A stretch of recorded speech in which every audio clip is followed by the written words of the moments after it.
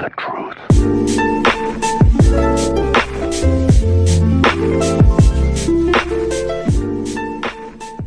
On this first anniversary of President Trump's stunning election victory, it's the Democrats who are celebrating now.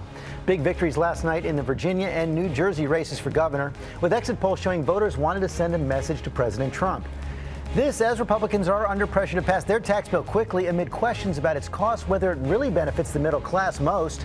The president called into a meeting of Senate Democrats to try and get their support. And the president delivered a forceful address on North Korea, holding open the prospect of talks, but warning, quote, "Do not underestimate us and do not try us." Our senior White House correspondent Cecilia Vega is in Beijing with the president. Good morning, Cecilia. Hey, George, good morning to you. President Trump needs China to help put the pressure on North Korea. This is a visit that requires skilled diplomacy, and it is one that it's being called his most crucial stop of this entire trip.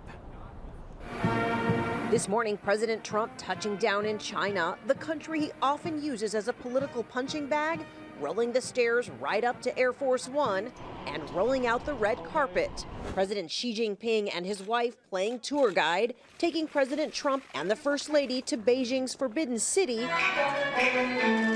and to a traditional Chinese opera. That's something. We're having a great time. Thank you. The high-stakes visit, perhaps President Trump's most important stop yet, as he pushes China to ramp up the pressure on North Korea.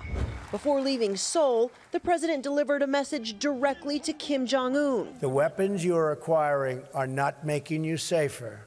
They are putting your regime in grave danger.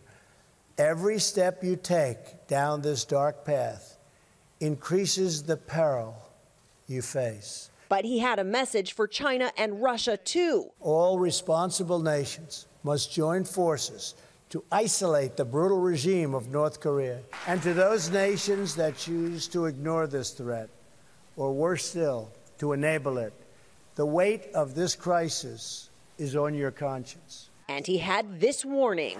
Today, I hope I speak not only for our countries, but for all civilized nations.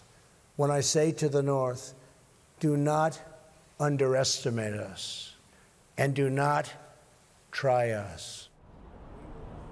A stern warning there now, despite White House aides repeatedly insisting the president would not take a trip to the DMZ, the demilitarized zone, that heavily fortified border between North and South Korea during this trip. Before he left Seoul, he boarded Marine One and headed for the DMZ, but the White House says that he had to cut that short, turn around about 5 minutes before landing.